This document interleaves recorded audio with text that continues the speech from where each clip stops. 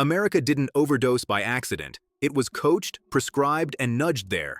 And now an army of data and algorithms might be the only thing strong enough to pull it back. Here's the plan for today. We're going to ask what happens if AI, backed by Bill Gates' resources, partners with a reform-minded FDA to break the opioid crisis at its root. Not a slogan, a working system. You'll hear how data becomes foresight, how oversight becomes real time, and how communities keep the steering wheel. If you're into smart solutions that challenge the status quo, hit that subscribe button and turn on notifications. We can't change the system without you. Picture a kitchen at 2 a.m. A parent paces with a phone in one hand and a pharmacy app in the other. Naloxone is out of stock again. Headlines recycle with numbing rhythm. A clinic shuts down. A fentanyl batch gets seized. A famous name flashes and vanishes. The story looks chaotic, but the pattern is brutally consistent. Incentives point one way, and people follow them even when they know better. Doctors are measured on pain control and boxed into short visits that favor quick scripts. Pharmacists juggle corporate targets and compliance fear. Insurers trim costs now and mail the bill to tomorrow. Families pinball from emergency rooms to rehabs with paperwork that looks official and feels empty. The FDA tries to relieve suffering and protect the public, but surveillance tools come from a paper era. Signals that should meet in hours take months. By the time data collides, lives have changed course. The drug landscape morphed faster than our response. Heroin turned into fentanyl. Fentanyl gained tranquilizer companions that scramble overdoses into puzzles. Street suppliers A/B test supply like growth hackers. Algorithms run the underground. They just don't wear the badge. Meanwhile, coroners become detectives. Teachers learn the cadence of memorials, and small-town police chiefs stock naloxone next to the defibrillator. We cling to stories about willpower while a supply chain tuned for dependency keeps humming. That isn't a fair fight. It's a mismatch, and it keeps repeating. Systems fail because dozens of incentives hum in the same direction. The FDA sits at the center.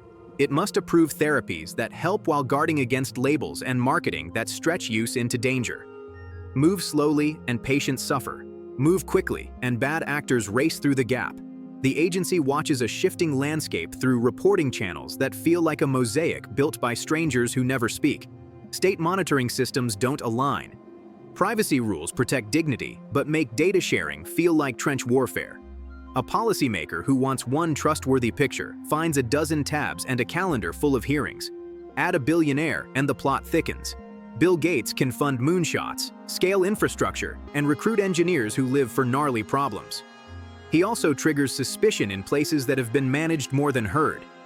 Money buys servers and pilots. It doesn't buy legitimacy. Pharmacies and hospital systems guard data like a coastline. Tech vendors build walled gardens that starve interoperability. County budgets wobble, so pilots sparkle for a year and then die. Politicians wave charts while funeral homes expand their waiting rooms. The illegal market rewrites itself weekly. Push here and it bulges there. Tweak a molecule and the statute limps behind. That speed erodes morale.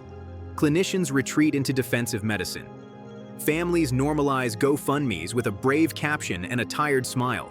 Communities harden around anger or fatalism because those are easier to carry than helplessness. None of this means the crisis can't be solved. It means blunt tools won't work.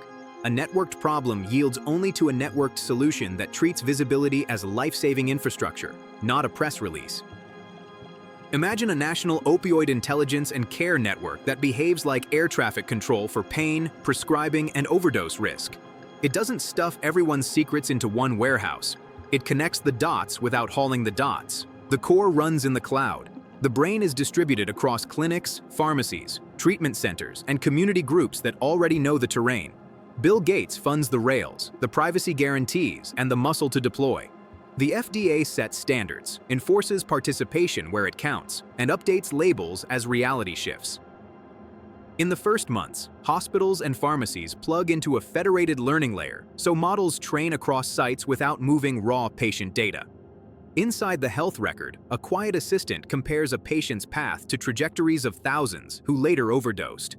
It doesn't bark orders. It nudges options for tapering, non-opioid care, consults, and follow-ups. Pharmacies run anomaly detection on dispensing patterns that don't fit the baseline.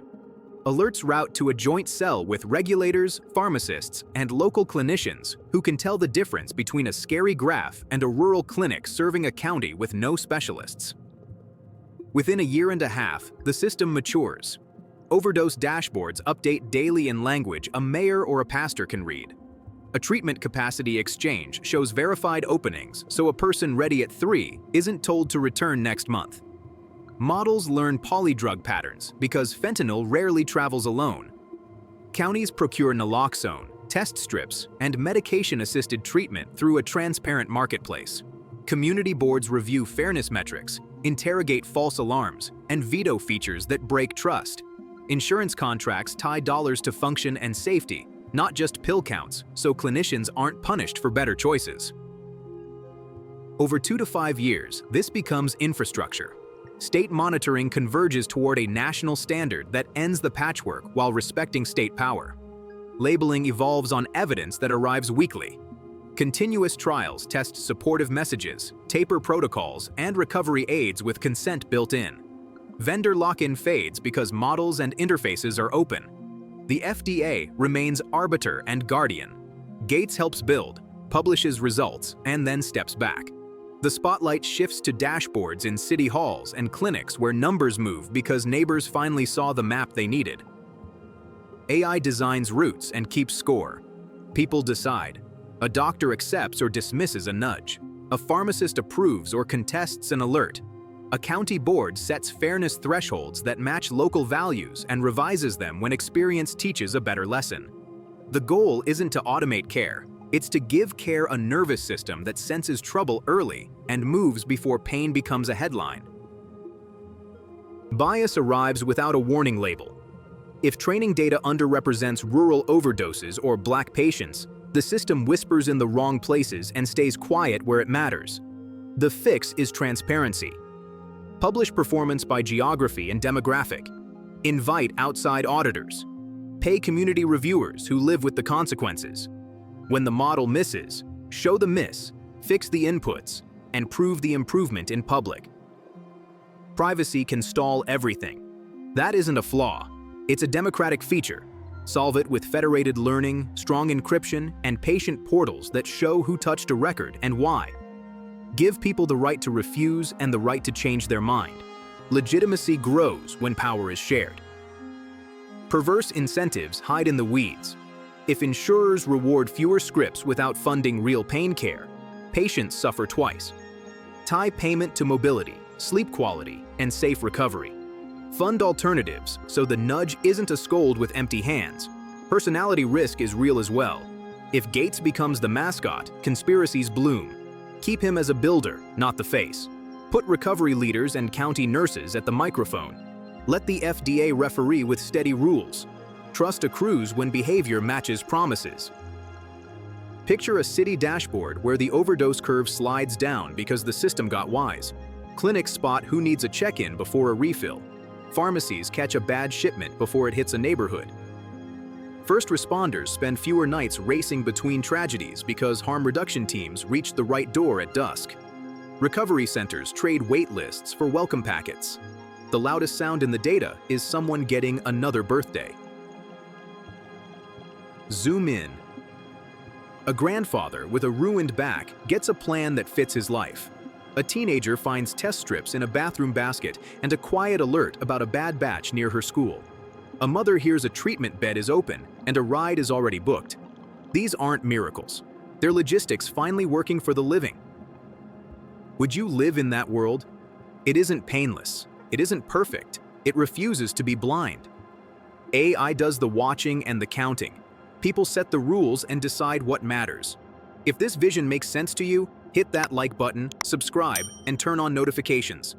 We're building something smarter, together.